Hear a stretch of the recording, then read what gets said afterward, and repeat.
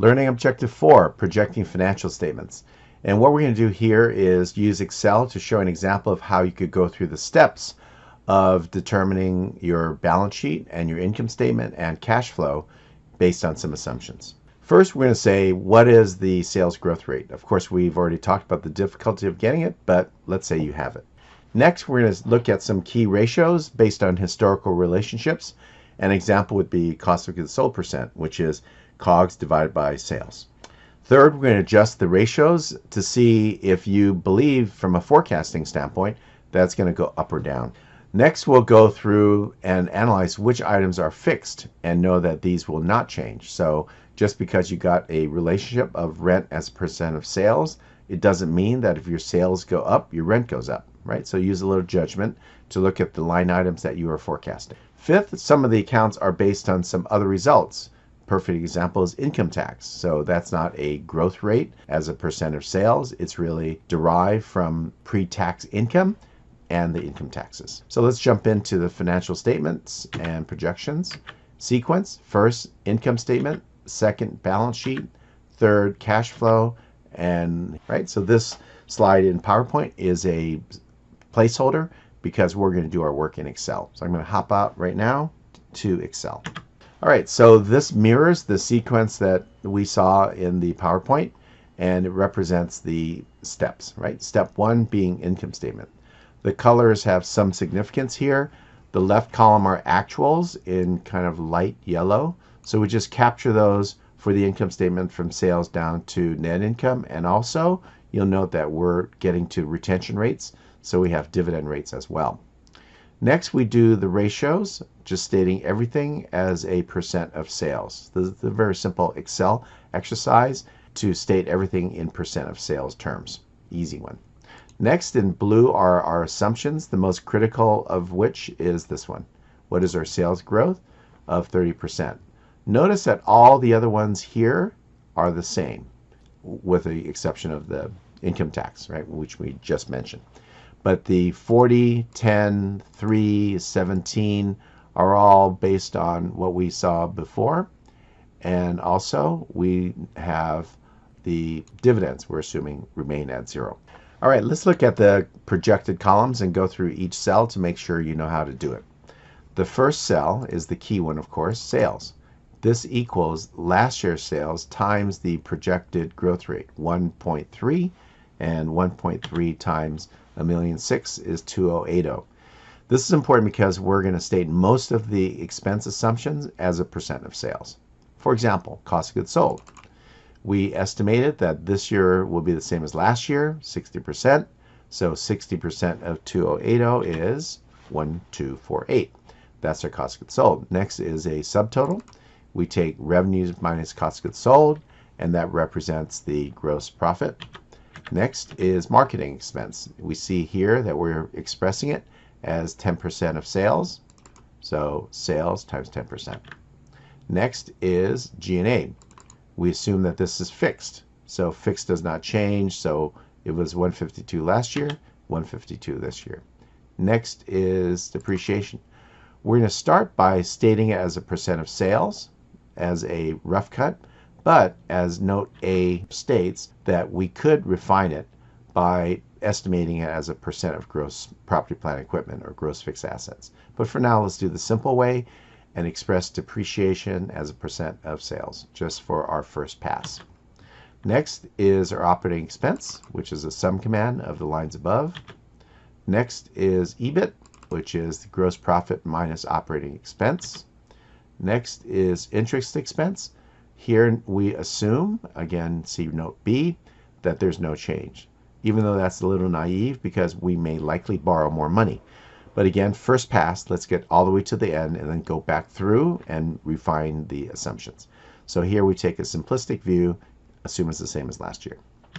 Next, we get to earnings before taxes, which is the operating or EBIT minus interest. Next, we do income tax, which here we're given is 40%. So 40% of 386 is 158. Next is net income. Net income is pre-tax minus tax. And you got it, right? So now we have a projected income statement. The bottom is, as mentioned earlier, related to change in retained earnings, which adds the element of dividends. But we had 0 last year, we had 0 projected for next year, so it's 0 here. It's on the spreadsheet as a matter of form, so if you want to use this later on, it's there to remind you to look at dividend policy. So that is step 1. So next we're going to go to step 2, which is forecasting the balance sheet. Similar idea, we have 2016. These are actuals. This is stated as a percent of sales, again, not percent of assets, and it gives us a rough cut at forecasting a balance sheet. Here, let's go through it again. 2017, cash. What is cash? It is 1% of sales up here, 2080. So 1% of sales is to 20,800. Next is AR, again, stated as a percent of sales, 11.5%. The note here is you could do refinement if you had time, or you do the next pass by using an accounts receivable measure such as day sales and receivables or turnover rate of receivables. But for now, simple first pass, percent of sales. Next, inventories.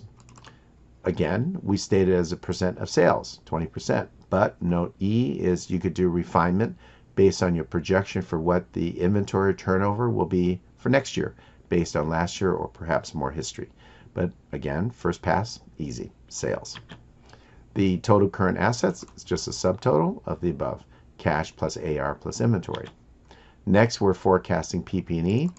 Guess what? We're forecasting as a percent of sales.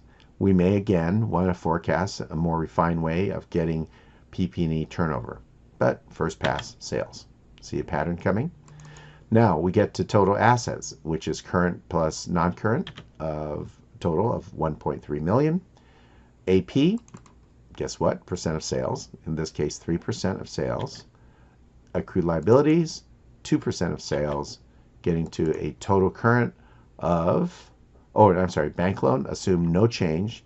We made that assumption previously in the interest expense, and we do the same here in a bank loan.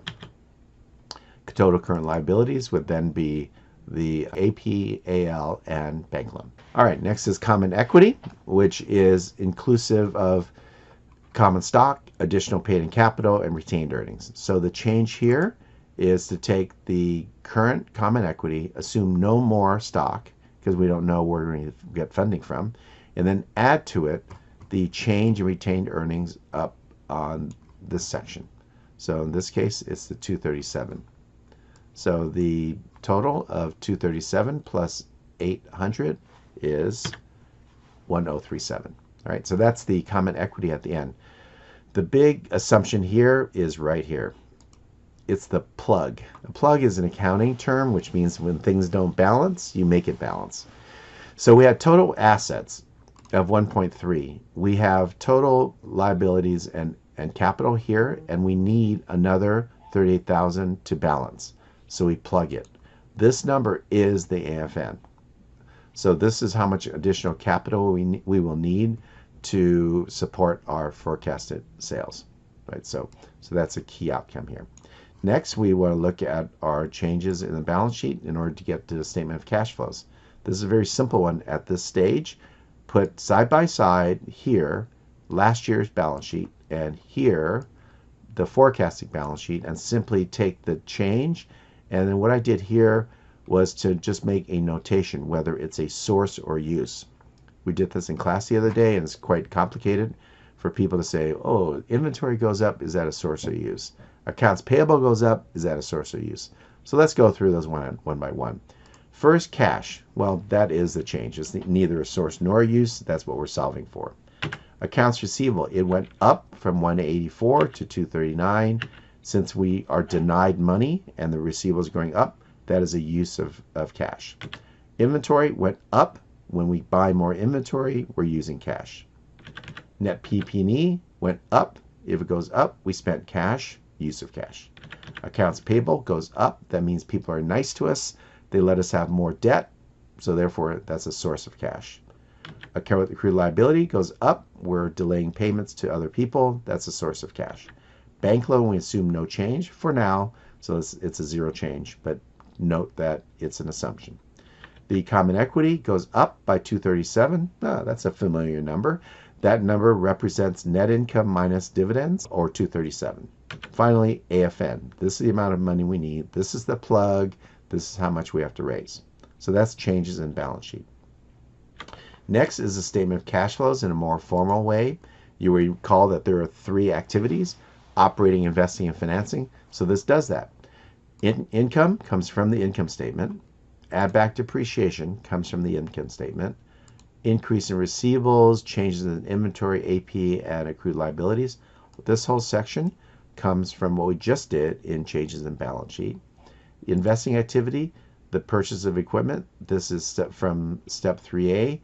But notice that this, we have to do something a little bit different. We have to add our increase in net PP&E, which is 144, plus the depreciation expense of 64, which was a reduction in the asset account. So the total gross amount of purchases is 206. So that's how we get to 206. So that the gross change of PP&E was the net change plus the depreciation. And stock issued, we have no stock issued, but for now we could assume that AFN is plugged in here. Why do we assume that? Because then we don't upset the assumption about interest expense and bank loan. We could choose to have the loan or the AFN come from a loan, in which case we'd have to go back up and change our interest assumption. Not a big deal, but this is simplifying. So net change for the year is 4,800. We have 16,000 from our balance sheet beginning, and this number is a calculation of beginning plus the change and what it is at the end. And this number, 20800, should match this number here. So this is a nice tight set of assumptions that all fit together. First pass. So as mentioned along the way, we had many ways to make it improved, but as a first pass, at least we know we're in the ballpark of needing $38,000. We're saying we could just raise it by selling stock, or we may use it from increasing debt, or we may do a combination, or we can assume some other changes, right? So this is a base set on which we can operate and make further assumptions and financial planning. So learning objective 1 from chapter 9 is that forecasting sales is the number one in importance and difficulty, unfortunately. And we should be careful to do it correctly because it drives the entire financial projection. Second, we looked at sustainable growth rate and how we can use existing balance sheet and income statement relationships to forecast what growth rate we can have sales go without major changes in our capital structure. So it is kind of what is our momentum, right? So what can we do without extraordinary effort? Learning objective 3 is AFN, additional financing needed. So this is a different approach of the problem, saying, no, I don't like my SGR. I want to grow faster. The answer then is, well, if you grow faster, you need to raise money. How much money? AFN. So AFN is the amount of money you need to raise if you're growing faster than your SGR. And learning objective 4 is using the percent of sales method for financial projections. We did a rough cut pretty easily using steps 1, 2, 3 to get to income statement, balance sheet, and statement of cash flow. And we can do one pass and then go back through with successive rounds of refinement to make their assumptions better, and therefore have something we could work on or at least execute on. All right, so this is chapter 9, which is financial projections, critical, as I mentioned, for every single startup and, of course, every single company, but especially crucial for startups who need to raise money, and we need to know how much money. All right, see you in class.